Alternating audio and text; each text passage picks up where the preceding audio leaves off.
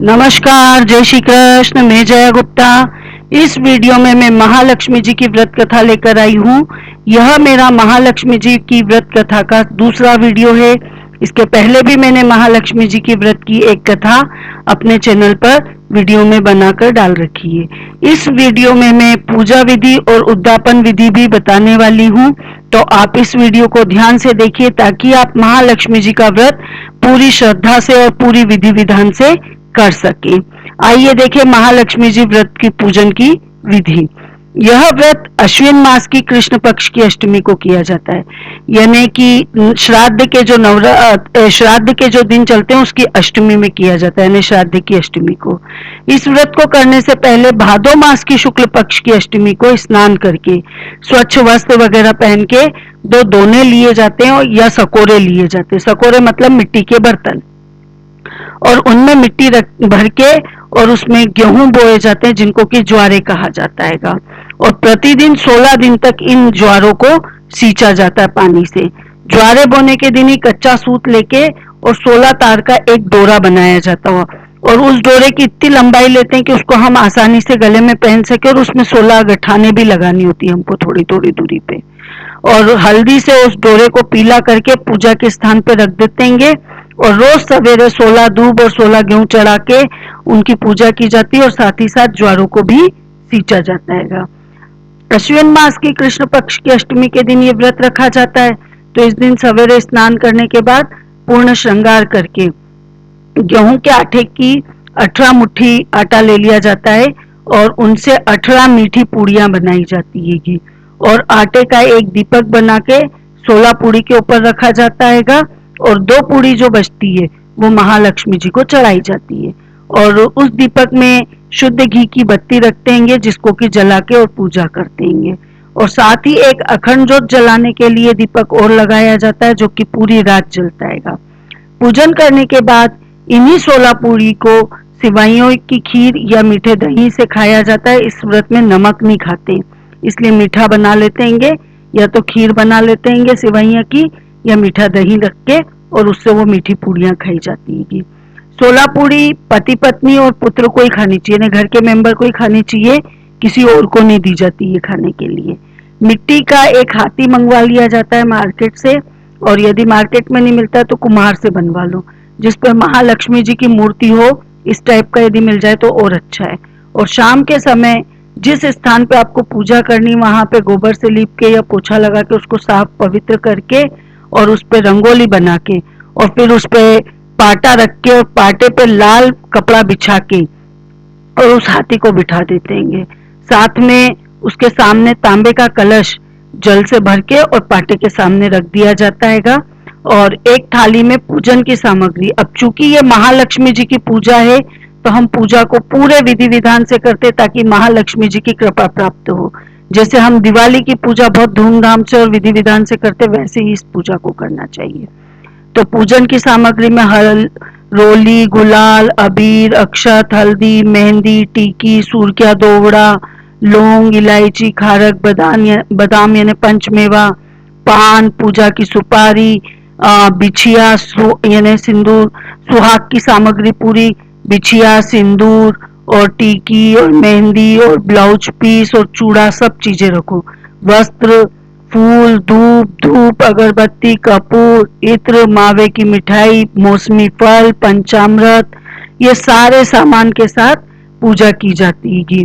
केले के पत्ते की झांकी बना के और संभव हो तो कमल का फूल भी चढ़ाते, क्योंकि माँ लक्ष्मी को कमल का फूल बहुत पसंद है। और पाटे पे 16 तार वाला डोरा रखते हैं, ज्वारे रखते हैं, और फिर विधि पूर्वक महालक्ष्मी जी की पूजा करके और कथा सुनी जाती है, और कथा सुनने के बाद आरती करते हैं। इस तरह से महालक्ष्मी जी के व्रत की पूजन की जाती है। इसके बाद वो जो डोरा हमने जिसकी पूजा की 16 दिन तक, उसको गले में पहना जाता है या भुजाओं पे बांध लिया जाता है। और भोजन करने के बाद रात को जागरण किया जाता है, भजन कीर्तन किए जाते हैं, और दूसरे दिन सवेरे जो हाथी हमने बनाया था उस हाथी को जलाशय में विसर्जित करके और सुहाग सामग्री जो वहां पे चढ़ाई थी वो सब ब्राह्मण को दे दी जाती है। अब देखते हैं महालक्ष्मी व्रत की उद्यापन विधि। तो महालक्ष्मी जी का व्रत 16 वर्ष के लिए किया जाता है। इसके बाद ही इस व्रत का उद्यापन किया जाता है। यानी आप व्रत लेंगे, उसके बाद 16 वर्ष तक ऐसे ही व्रत करेंगे, फिर उद्यापन करेंगे। पर श्री महालक्ष्मी जी की जिन पे असीम कृपा होती है, उनकी यदि मनोकामना जल्दी पूरी हो जाए तो वो कम समय में भी उद्यापन कर सकते हैं। पर इसका मतलब ये नहीं कि वह व्रत नहीं करेंगे। व्रत को तो उनको 16 साल तक करना ही करना है। यदि परिस्थितिवश आप किसी कारण से 16 वर्ष तक व्रत करने के बाद 17वें वर्ष उद्यापन नहीं कर पा रहे हो, तो व्रत को आप आगे हर साल करते रहोगे जब तक कि आप उद्यापन नहीं कर देते हो, तब तक आपको व्रत करते रहना चाहिए। इस व्रत में सवेरे हवन करवाया जाता है महालक्ष्मी जी का। तो श्रेष्ठ ब्राह्मण को बुलाकर हवन पूजन करा के, पूजन की तैयारी जो भी मैंने अभी आपको पूजा विधि बताई थी उस विधि के अनुसार पूजा की जाती, कथा सुनी जाती है, आरती की जाती है और फिर बाद में 16 जोड़ों को भोजन कराया जाता है। पूजन के समय मिट्टी से बनाई गई मूर्ति को बिठाया जाता है और ज्वारे के सामने 17 नारियल और सुहाग कुंडे की 17 टोकरियां रखी जाती है।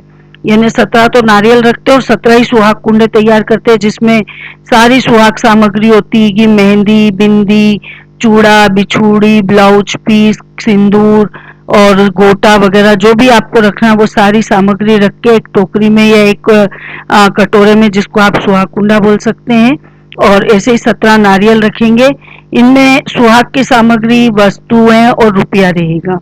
एक टोकरी लक्ष्मी जी को चढ़ाई जाती है और उसके साथ साड़ी, ब्लाउज का सरपाव और भगवान के धोती कुर्ते रखे जाते हैं। संकल्प किया जाता है और 16 जोड़ों को भोजन कराने के बाद और पुरुषों को तो पूजन में रखे हुए नारियल और उनके ऊपर रुपये अपनी श्रद्धा अनुसार रख के तिलक करके दिया जाता है और महिलाओं को सुहाग कुंडा दक्षिणा के रूप में दिया जाता है। और पंडित जी जो कि आपकी पूजा कराई थी, हवन कराया था, उनको धोती कुर्ता और दक्षिणा दी जाती है। सबको भोजन करवाने के बाद स्वयं मीठी पूरी को खीर या मीठे दही से खाते हैं। इस दिन नमक नहीं खाया जाता है। रात को जागरण करते हुए, भजन कीर्तन करते हुए पूरी रात जागरण की जाती है और पूरी रात अखंड ज्योत जलनी चाहिए। प्रातःकाल हाथी, फूल, पत्ते आदि तो जलाशय में विसर्जित कर दिए जाते हैं और बचा हुआ सुहाग कुंडा, लक्ष्मी जी को चढ़ाए गए वस्त्र, नारियल, धोती, कुर्ता अपने सास ससुर या घर के किसी भी बड़े को देके और उनसे आशीर्वाद प्राप्त किया जाता है। इस तरह से महालक्ष्मी जी व्रत का उद्यापन किया जाता है। आइए देखें अब महालक्ष्मी जी व्रत की कथा।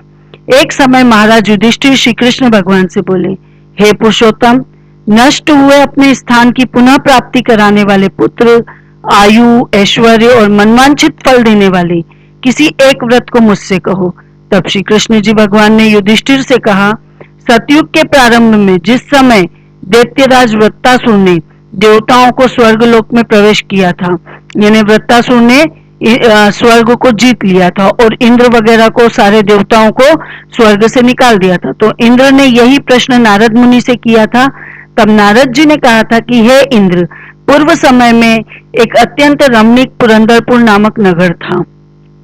उस नगर में धर्म, अर्थ, काम और मोक्ष चारों पुरुषार्थ जो होते हैं उनका उत्पत्ति स्थल माना जाता था। इसलिए उस नगर को संसार का सबसे भूषण रूप प्राप्त था और वो सबसे सुंदर नगर माना जाता था। उस नगर में मंगल नाम का राजा राज्य करता था और उनके 2 रानियां थी। एक का नाम था चिल देवी और दूसरी का नाम था चोल देवी। एक समय क्या हुआ कि मंगल राजा चोल देवी, चूंकि चोल देवी राजा की प्रिय रानी थी, तो उनके साथ ही वो बैठ के और महल के शिखर पे बैठे हुए थे। वहां से उनकी दृष्टि समुद्र के जल पे से घिरे हुए एक स्थान पे पड़ी। एक द्वीप था वो, तो उसे देख के राजा बहुत प्रसन्नचित होकर चोल देवी से बोले कि हे चंचलाक्षी, मैं आपके लिए नंदनवन को भी लजाने वाला एक बगीचा बनवा दूंगा। तो राजा के वाक्य सुन के रानी को खूब खुशी होती, तो वो कहती, हे कांत, आप ऐसा ही कीजिए।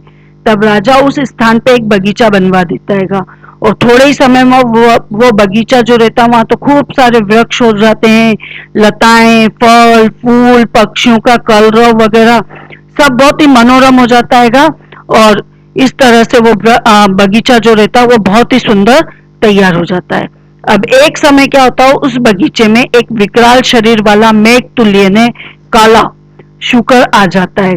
अब वो शुकर जैसे ही वहां बगीचे में आता है तो वहां के वृक्षों को तोड़ डालता है और उद्यान को नष्ट भ्रष्ट कर देता है। सारे पेड़ उखाड़ देता है, पौधे उखाड़ देता है, फल फूल तोड़ के फेंक देता है, इस तरह से करता है। अब वो काल तुल्य शुकर जो था वो रखवालों को भी मारता है, क्योंकि जब वो उनको पेड़ों को बचाने के लिए जाते रखवाले उस पर आक्रमण करते तो रखवालों को भी मार देता है। तो उद्यान के रक्षक जो रहते हैं, जो रक्षा करते हैं, वो भयभीत होकर राजा के पास जाते हैं और उनको सारी बात बता देते हैं। तो ये बात सुन के राजा अपनी सेना को आज्ञा देता है कि जाके उस शुकर को मार डालो। पर बाद में राजा का मन नहीं लगता, तो राजा भी उस एक मतवाले हाथी पे सवार होके और उद्यान की तरफ चल पड़ता है। अब सेना शुकर को चारों ओर से घेर लेती है। तब राजा उच्च घोष करके कहता है कि जो भी जिस भी रास्ते से ये शुक्राधम निकलेगा उस सिपाही का सिर में शत्रु की भांति काट डालूंगा। यानी शुक्राधम को आपको मारना ही मारना है। लेकिन वो शुक्राधम तो उस रास्ते से निकलता है जिधर राजा खड़ा था। अब राजा को तो अपनी वो प्रतिज्ञा याद थी, उसने तो कहा था कि जिधर से निकलेगा उसको मार डालूंगा। तो राजा का सिर शर्म से नीचा हो जाता है और वो घनघोर जंगल में चल जाता है। अब उसी घोर वन में राजा एकाग्रचित्त होके उस शुकर को ढूंढता है। तो कुछ समय बाद वहां पे शुकर राजा के सामने आ जाता है। शुकर का और राजा का सामना हो जाता है। तो राजा ने उस पे बाण चला देता और उसको घायल कर देता है। अब बाण के लगते ही शुकर अपना अधम शरीर छोड़कर दिव्य गंधर्व स्वरूप को धारण करके और स्वर्ग से एक विमान आता उसी समय उस पे जाके बैठ जाता है। और फिर वो गंधर्व बोलता है, हे महिपाल, आपका कल्याण हो, आपने मुझे शुकर की योनि से मुक्ति दिलाई और बड़ी कृपा की। तो राजा उससे पूछते हैं कि आप इस योनि में कैसे पहुंच गए थे। तो वो सारा हाल बताते हैं कि एक समय ब्रह्मा जी देवताओं से घिरे बैठे थे और मैं उनको तरह तरह के गुणों से युक्त संगीत गीत सुना रहा था। गाते गाते मेरे स्वर ताल से मैं भटक गया। इसी कारण ब्रह्मा जी ने मुझे, यानी मैं चित्ररथ नाम का गंधर्व था, उसको श्राप दिया कि तू पृथ्वी पे शुकर होगा। और फिर जब मैंने उनकी खूब अनुनय विनय की तो उन्होंने कहा कि जिस समय राजाओं का राजा मंगल तुझे अपने हाथ से मारेगा उस समय तू इस शुकर योनि से मुक्ति पाएगा और वापस से गंधर्व योनि को प्राप्त करेगा। तो अतः हे महीपति, मैं इस योनि में आया था, आज आपके हाथ से मरकर मैं इस शुकर योनि से छुटकारा पा गया। अब मैं वापस से अपने स्वर्ग को जा रहा हूं। तो मैं प्रसन्न होकर देवताओं को भी दुर्लभ जो एक व्रत है वो आपके सामने आपको दे रहा हूं, आप उस वर को स्वीकार कीजिए। अर्थ, धर्म, काम और मोक्ष को देने वाला ये एक बहुत ही महान व्रत है, महालक्ष्मी जी का व्रत है। मैं उसको आपको बताता हूँ। इसको करके आप सार्वभौम राजा हो जाएंगे। अब आप प्रसन्न चित्त होकर अपनी राजधानी को जाइए। तो नारद जी कहते हैं कि हे चित्ररथ गंधर्व, इमीडिएट यानी तुरंत अंतर ध्यान हो जाते हैं ये के। अब राजा मंगल जो ही चलने को होते हैं त्यों ही एक बटुक बालक उनके सामने दिखाई देता खड़ा हुआ और उसके पास मार्ग में करने के लिए भोजन रहता है जिसको कि शंबल कहा जाता है। तो राजा ने बटुक बालक से पूछा कि तुम कौन हो, तो और यहाँ किस लिए आए हो। तो बटुक बालक बोलता, मैं तो आपके राज्य का ही एक ब्राह्मण बालक हूँ और आपके साथ यहाँ पे आया हूँ मैं। तो मेरे योग्य कोई भी कार्य हो तो आप बताओ, मैं आपकी सेवा करना चाहता हूँ। तो राजा उसको एक नया नाम दे देते हैं, कहते मैं तुमको नूतन कहूंगा और यहाँ से यहाँ कोई जलाशय हो तो मेरे लिए थोड़ा सा जल लेके आ जाओ, क्योंकि उसने राजा से कहा था कि आपको कोई भी काम हो तो मुझे बताओ। तो राजा उसको जल लाने का काम दे देते हैं।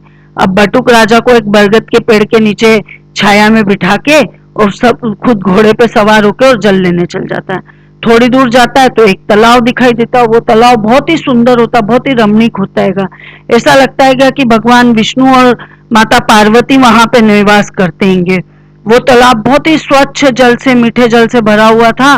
कमल के पुष्प उसमें सुशोभित हो रहे थे, बहुत सारे कमल के फूल लगे हुए थे। तालाब किनारे खूब सारी स्त्रियां एक कथा कह रही थी। तो बटुक जैसे वो सुनता है, देखता है, तो वो उन स्त्रियों के पास जाके अपना परिचय देता है और पूछता है कि आप ये कौन सा व्रत कथा कर रही हो।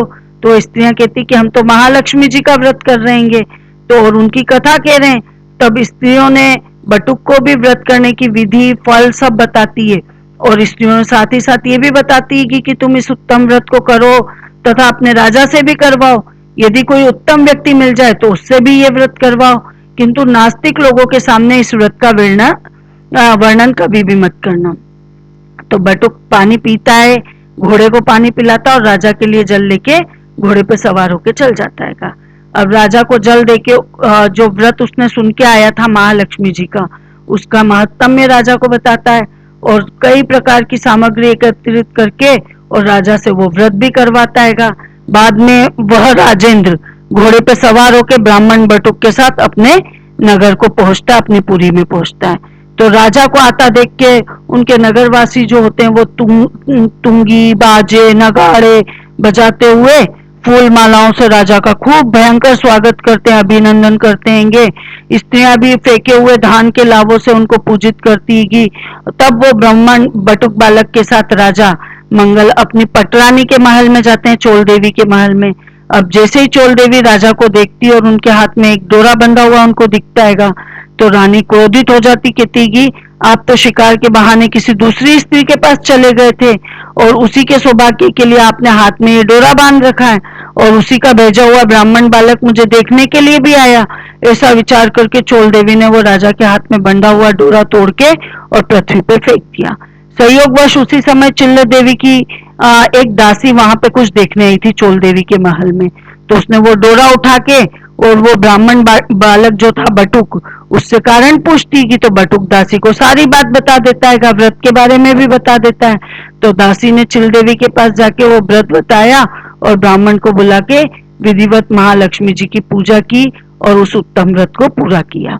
अब 1 वर्ष बाद महालक्ष्मी जी का जब व्रत वाला दिन आता है, उस दिन चिल देवी के महल में तो बाजे और नगाड़ों का शब्दनाद होता है। तो ये शब्दनाद राजा मंगल भी सुनते हैं, तो उनको ध्यान आता है कि महालक्ष्मी जी का व्रत किया था मैंने ऐसा और इस तरह से। तो बटुक से कहने लगते हैं, अरे आज तो महालक्ष्मी जी के पूजा का दिन है, मेरा डोरा कहाँ है? तो वो बोलता है बटुक कि चोल देवी ने आपका डोरा तोड़ दिया था। तो ये सुन के राजा चोल देवी पे बहुत गुस्सा हो जाते हैं और कहने लगते हैं, मैं तो आज चिल देवी के साथ ही जाऊंगा और उनके साथ ही पूजन करूंगा, मैं तुम्हारे साथ नहीं रहूंगा। तब राजा बटुक के साथ चिल देवी के मंदिर में महल में चल जाते हैं। वहां लक्ष्मी जी एक वृद्धा का रूप धारण करके इधर चोल देवी के महल में उनकी परीक्षा लेने के लिए आती है। तो चोल देवी उस वृद्धा को खूब भला बुरा कह के और उसको वहां से जाने के लिए कह देती है। तो जो महालक्ष्मी जी वृद्धा का रूप धर के आती है वो चोल देवी को श्राप दे देती है कि तू सुखर मुखी हो जा और मंगलपुर जो नगर है तुम्हारा वो कोल्हापुर हो जाए। तब से वो नगर कोल्हापुर कहलाने लग गया। अब लक्ष्मी जी वहां से चल के चिल देवी के महल में आती है, तो वहां अनेक प्रकार से उनके सम्मान पूर्वक पूजा होती है। पूजा के बाद वृद्धा ने साक्षात लक्ष्मी जी का पूजन किया। तब लक्ष्मी जी बोलती कि मैं तुमसे बहुत संतुष्ट हूँ, तुम जो चाहो वो वर मांग लो। तब चिल देवी कहती कि हे सुरेश्वरी, आप आपका उत्तम व्रत करें, जो भी आपका उत्तम व्रत करे उसको आप कभी नहीं त्यागे, कथा पढ़े और सुने, उनको भी आप मनोवांछित फल दे। तो लक्ष्मी जी तथास्तु कह के अंतर ध्यान हो जाती है। राजा भी चिल देवी के साथ महालक्ष्मी जी की पूजन करता है। उसी समय ईर्ष्यावश चोल देवी भी चिल देवी के यहाँ आती है। तो द्वारपाल उनको मना कर देते हैं, फिर भी वो नहीं मानती है। तो चोल देवी वहां का हाल देख के पता नहीं मन में क्या सोचती है और अंगिरा ऋषि के आश्रम में चले जाती है। महर्षि ने चोल देवी का कुरूप चेहरा देख के उनसे महालक्ष्मी जी का व्रत पूजन करवाया। महालक्ष्मी जी का पूजन और व्रत करने के प्रभाव से वो बहुत ही सुंदर स्त्री में बदल जाती है।